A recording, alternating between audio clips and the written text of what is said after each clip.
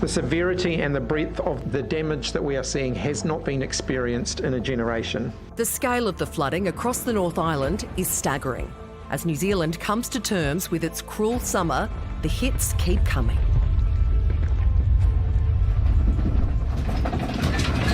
A magnitude 6.1 quake struck near Wellington last night. Thankfully, there were no reports of damage or injury. The country reeling after the death of 5 people in the aftermath of Tropical Cyclone Gabrielle. The grief of their families and loved ones will be unimaginable. With more than 10,000 people displaced and around 3,500 unaccounted for, authorities hold grave concerns for those missing. We, thankfully, are through the worst of the storm, but we're not out of danger yet. Beyond the human cost, the destruction of roads, bridges, homes and farms. The beds, the linen, the clothes, the couches, everything inside is ruined. This doesn't compare with anything. This is just over the top. Just weeks ago, a massive storm slammed into Auckland, causing devastating flooding and leaving 4 people dead. Landslides trapping others inside their homes. The first thing that comes into your head is, oh my God, the kids are dead. They're under all of that stuff. Everything was just covered in mud, basically. I couldn't figure out my bearings. The house was different. Everything was pitch black. Authorities have declared a state of emergency, requesting urgent assistance from Australia as the mammoth road to recovery lies ahead. All the houses were flooded up to the guttering. Total devastation, so livelihoods lost. What do you say, really? It's hovering. Tova O'Brien is a New Zealand journalist who joins us now from Auckland. Tova, any one of these events would be really hard to deal with, and you've had 3 in no time. How are New Zealanders feeling?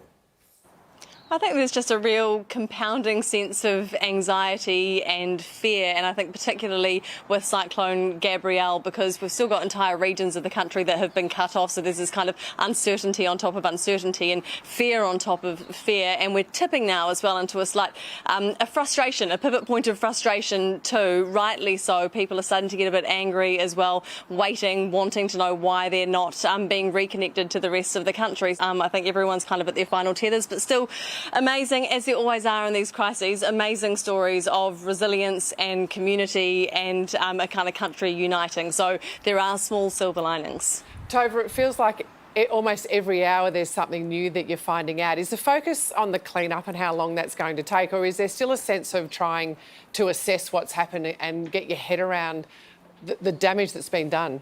So there's still just so many unanswered questions, and as you say, 100% right, hour by hour we're unearthing the scale of this thing. Hour by hour it is getting more enormous, and hour by hour it is getting more frightening as well because of what we don't know, and I think that unaccounted for number is terrifying. We've already got 5 people dead as a result of Cyclone Gabrielle. That number it's inevitable that it will rise. We've seen that natural disasters can make or break a leader. New PM Chris Hipkins is only a few weeks into his brand new job.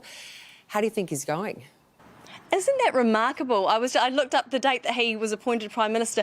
3 weeks and 1 day today, and dealing with this extraordinary disaster, a once-in-a-generation storm, cyclone here in New Zealand, natural disaster. We've seen, make or break Prime Ministers. Jacinda Ardern, it was the crises were the thing that maketh her leadership, but we also know that crises can taketh away. And right now, Chris Hipkins is actually doing a phenomenal job as Prime Minister. He was our COVID response minister alongside Jacinda Ardern, so he is well versed in crisis management.